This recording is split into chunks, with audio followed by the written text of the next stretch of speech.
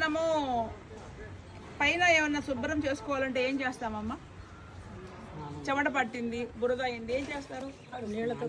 మన లోపల మనకి ఎన్నో అవయవాలు ఉన్నాయి కదా, అవి శుభ్రంగా ఉండాలంటే మీరు ఏం చేయాలి? రోజు ఎందుకు చేస్తే మనకు బాగుంటుంది? మనం తీసుకునే శ్వాస ఏంటిది? ఆక్సిజన్ తీసుకుంటున్నాం. తీసుకున్నాక అది ఏమవుద్ది? కార్బన్ డైఆక్సైడ్ మన బాడీలో ఎక్కువసేపు ఉండొచ్చా?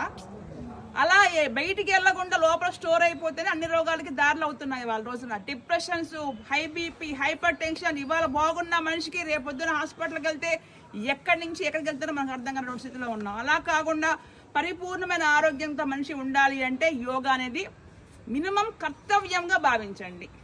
అన్నం తిని ఎన్ని కష్టాలు వచ్చినా, ఎన్ని పనులు ఉన్నా అన్నం తింటే ఎవరన్నా మాంతామా? ఆ టైంకి పొరపాటును మానం.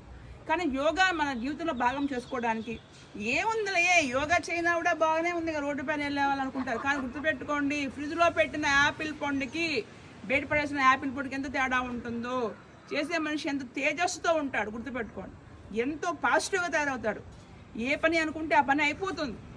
అంత పాజిటివ్ వైబ్రేషన్స్ ఉంటాయి. కుక్కలు కూడా సైతం కూడా ఆ యొక్క పాజిటివ్ వైబ్స్కి దూరం వెళ్ళిపోతాయి. జయ గురుదేవ్.